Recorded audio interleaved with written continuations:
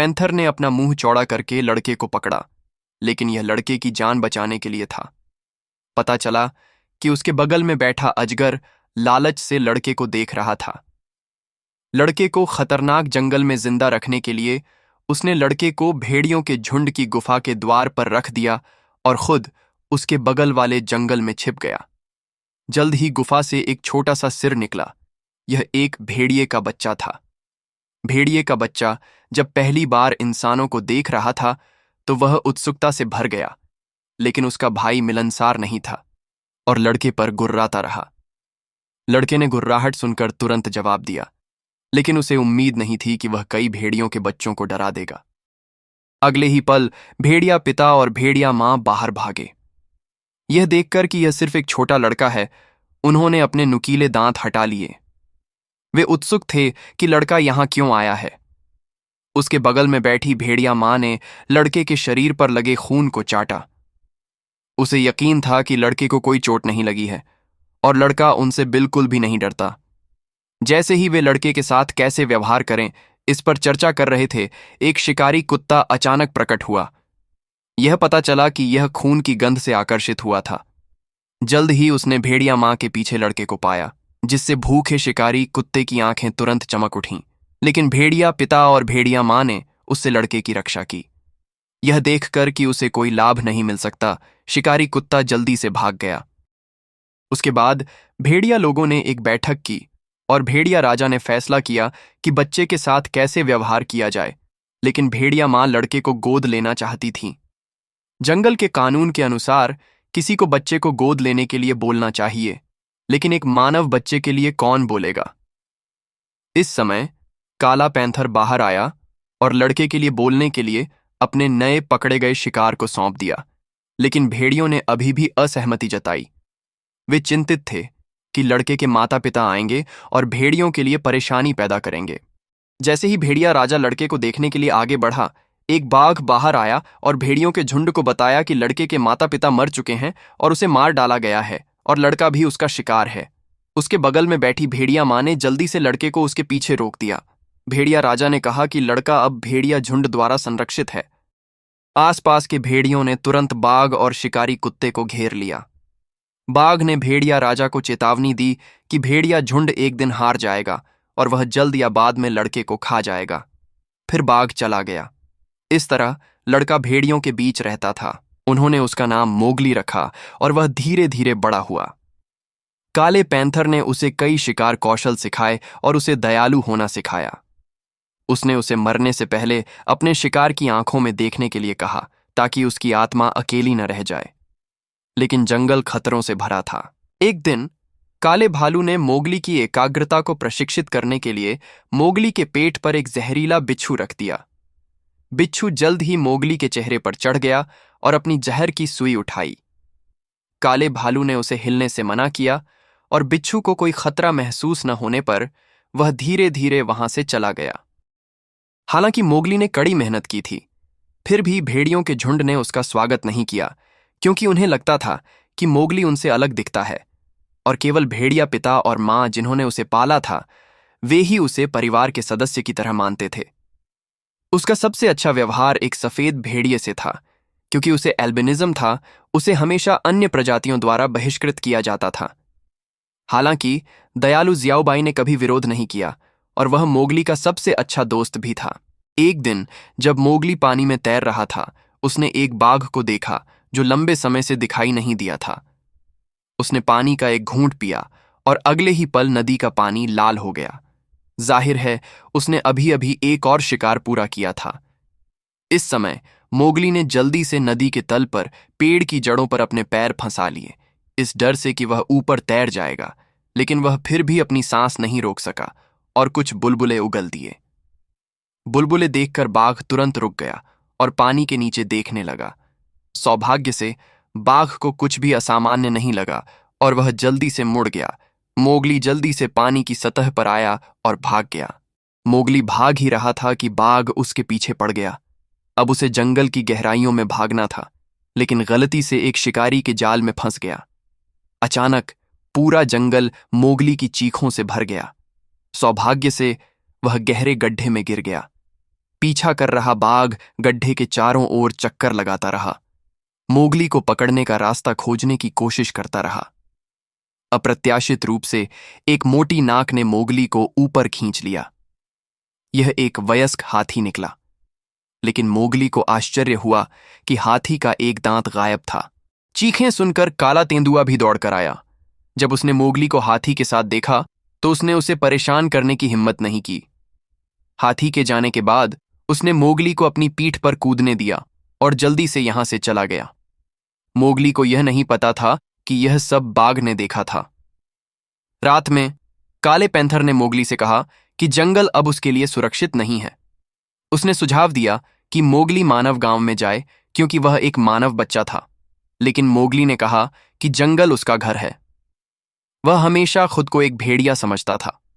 इससे black panther असहाय हो गया और फिर दोनों सहमत हुए कि अगर मोगली दौड़ने की परीक्षा में विफल रहा तो वह मानव गांव जाएगा। तथाकथित दौड़ने की परीक्षा में उन्हें शिकारी से आगे भागना था और यदि कोई शिकारी के द्वारा पकड़ा जाता उसे खत्म कर दिया जाता। लेकिन मोगली हमेशा अन्य भेड़ियों की तुलना में धीमी गति से भागता था, इसलिए उसे बंदर की विधि सीखनी पड़ी और पेड़ के तने पर आगे पीछे घूमता रहा। अनगिनत असफलताओं के बाद उसने आखिरकार इस बार कौशल में महारत हासिल कर ली। जल्द ही दौड़ की परीक्षा शुरू हो गई और ब्लैक पैंथर रेफरी के रूप में शिकारी बन गया। मोगली इस समय बहुत घबराया हुआ था। ब्लैक पैंथर शिक्षक की गंभीर आंखों को देखकर वह समझ गया कि यह प्रतियोगिता इतनी आसान नहीं थी। भेड़िया राजा के आदेश पर सभी छोटे भेड़िए तुरंत बाहर निकल आए। कुछ ही देर में मोगली बाकी छोटे भेड़ियों से पीछे छूट गया। इस समय उसे पास का एक पेड़ मिला और उसने उसे सीधे चट्टान से कूदते, फिर पेड़ के तने को पकड़ते और जल्द ही चट्टान की चोटी पर पहुंचते देखा। लेकिन उसे उम्मीद नहीं थी कि ब्लैक पैंथर उसे घूर रहा होगा।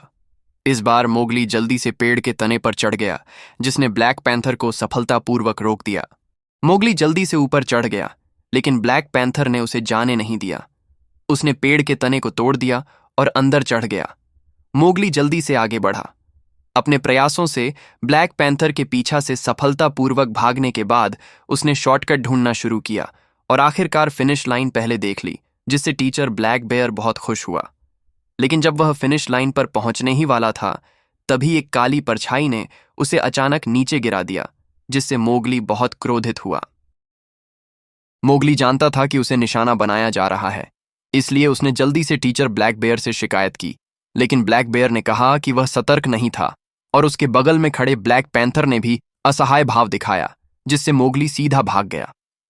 मोगली को यह नहीं पता था कि इस घटना के कारण ब्लैक पैंथर और ब्लैक बेयर में झगड़ा हुआ था, क्योंकि केवल ऐसा करके ही ब्लैक पैंथर मोगली को जीवित रख सकता था।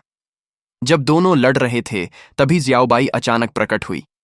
उसने ब्लैक पैंथर और अन्य लोगों को बताया कि मोगली को बंदर ने पकड़ लिया है। खबर सुनकर वे जल्दी से उसका पीछा करने लगे। इस समय मोगली को बंदरों ने चट्टान पर घसीट लिया था। यह देखकर कि मोगली बेईमान था, उन्होंने मोगली को बेहोश कर दिया। जब मोगली फिर से उठा तो उसने खुद को एक गुफा में पाया। जल्द ही बाघ उसके सामने प्रकट हुआ। उसने अपने पंजों से मोगली के शरीर पर घाव कर दिया। जैसे ही वह मोगली का गला काटने वाला था, काला भालू और काला तेंदुआ अचानक ऊपर से गिर पड़े। एक बंदर काले भालू पर हमला करना चाहता था, लेकिन काले तेंदुआ ने उसे काटकर मार डाला और एक तरफ फेंक दिया। फिर उनका बंदरों से भीषण युद्ध हुआ, लेकिन वे किसी भी तरह से उनके सामने टिक नहीं पाए। उन्हें जल्द ही पहाड़ी से नीचे घसीट लिया गया।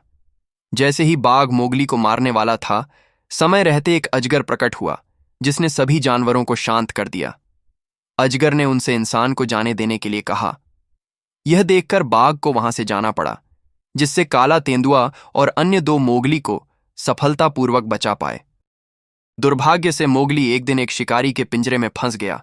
खुद को पिंजरे में बंद पाकर उसे अपने शरीर का इस्तेमाल पिंजरे पर दांतों से मारने और काटने के लिए करना पड़ा, लेकिन फिर भी वह उसे तोड़ नहीं सका। कुछ देर बाद शिकारी उसके लिए खाना लाया। भूखा मोगली तुरंत भेड़िए की तरह खाने लगा, लेकिन उसने बस एक निवाला खाया और खाना उगल दिया और फिर खाने की पूरी थाली पलट दी। रात में ब्लैक पैंथर उससे मिलने आया। मोगली ने सोचा कि ब्लैक पैंथर उसे बचाने आया है, लेकिन ब्लैक पैंथर ने उसे यहीं रहने के लिए कहा क्योंकि वह गांव में सुरक्षित था।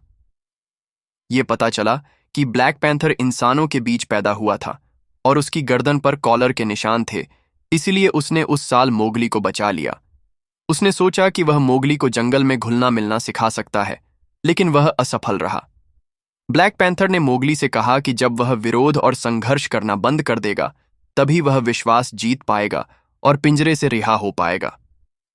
अगले दिनों में मोगली भी शांत हो गया। एक दिन शिकारी ने आखिरकार पिंजरा खोल दिया। फिर गांव की महिलाओं ने उसे नहलाने में मदद की। जल्द ही मोगली ने अपना सुंदर चेहरा दिखाया और धीरे धीरे वह मानव जीवन में घुल मिल गया। एक दिन भाई भेड़िया ने उसे ढूंढ लिया और चाहा कि मोगली वापस जाए और बाघ के खतरे से मिलकर लड़े, लेकिन मोगली ने मना कर दिया। जल्द ही गांव में एक कार्यक्रम आयोजित हुआ। उस रात शिकारी नशे में धुत था। मोगली शिकारी के कमरे में गया तो उसने देखा कि शिकारी की कमरे में विभिन्न जानवरों के कंकाल रखे गए थे, लेकिन मोगली ने कभी उम्मीद नहीं की थी कि वह अपने अच्छे दोस्त शियाऊबाई को यहां देखेगा। शिकारी ने उसे बताया कि यह उसका सबसे संतोषजनक संग्रह था, क्योंकि उत्परिवर्ती सफेद भेड़िया दुर्लभ था। उसने मोगली से यह भी पूछा कि क्या वह बहुत सुंदर है, लेकिन उसे पता ही नहीं चला कि मोगली की आंखों में आंसू पहले से ही उमड़ रहे थे। शिकारियों के जाने के बाद वह जोर जोर से रोने लगा। उसने अपने दोस्त का बदला लेने का फैसला किया। फिर वह शिकारी के कमरे में आया। उसके मन में एक साहसिक विचार आया। फिर उसने हाथी को हाथी दांत लौटा दिया और हाथी के साथ एक समझौता किया कि जब तक वह बाघ को मारने में उसकी मदद करेगा, वह हाथी को उस व्यक्ति को खोजने के लिए ले जाएगा जिसने उसका हाथी दांत छीन लिया था। फिर मोगली उस जगह पर आया जहां बाघ अक्सर दिखाई देता था और बाघ का नाम पुकारा। यह देखकर कि मोगली ने खुद को चुनौती देने के लिए केवल एक चाकू लिया था, बाघ तिरस्कार पूर्वक बाहर चला गया। अप्रत्याशित रूप से मोगली तुरंत आकाश में दहाड़ा। जब बाघ उत्सुक था कि वह क्या करने जा रहा है, तो अगले ही पल अनगिनत हाथी उसके चारों ओर दौड़ पड़े। बाघ इतना क्रोधित हुआ कि वह तुरंत मोगली की ओर दौड़ा, लेकिन हाथी ने उसे एक तरफ धकेल दिया। फिर हाथियों ने बाघ को घेर लिया और उस पर हमला करते रहे। इस समय एक चाकू बाघ के शरीर में घुस गया। मोगली सीधे बाघ के शरीर पर सवार हो गया। फिर उनके बीच भयंकर युद्ध हुआ, लेकिन मोगली बाघ का बिल्कुल भी मुकाबला नहीं कर सका। थोड़ी देर बाद वह एक पेड़ में छिप गया। बाघ ने तुरंत मोगली पर झपट्टा मारा, लेकिन गलती से खुद उसमें फंस गया। यह देखकर मोगली ने जल्दी से बाघ से खंजर निकाला और पेट में कई बार वार किया। इस क्षण अचानक एक गोली की आवाज हुई, जिसने सीधे मोगली के कानों को झकझोर दिया। शिकारी ने देखा कि वह चूक गया था, इसलिए उसने जल्दी से फिर से गोली चलाई, लेकिन अप्रत्याशित रूप से मोगली को नीचे गिरा दिया। इस समय हाथी भी शिकारी के पास गया और उसे एक पैर से कुचल दिया। बाघ फिर से खड़ा हो गया। जैसे ही उसने मोगली पर फिर से हमला करना चाहा, भेड़िया झुंड के साथ काला तेंदुआ आ गया। यह देखकर कि उसका कोई मुकाबला नहीं था, बाघ को पीछे मुड़कर भागना पड़ा। इस समय भेड़िया राजा मर रहा था। उसने मोगली से माफी मांगी और कहा कि उसे मोगली से सवाल नहीं करना चाहिए था। उदास मोगली ने फिर खंजर उठाया और बाघ के पीछे पीछे चल पड़ा। जल्द ही उसे मरता हुआ बाघ दिखाई दिया। मोगली ने बाघ की आंखों में देखा, उम्मीद करते हुए कि उसकी आत्मा अब अकेली नहीं रहेगी। जब सब सोच रहे थे कि बाघ मरने वाला है, तभी अचानक उसने मोगली पर हमला कर दिया। मोगली ने हमले को चकमा दिया और एक चाकू से बाघ की जान ले ली। अब जंगल में बाघ और शिकारी मर गए और फिर सभी जानवर सुखपूर्वक रहने लगे।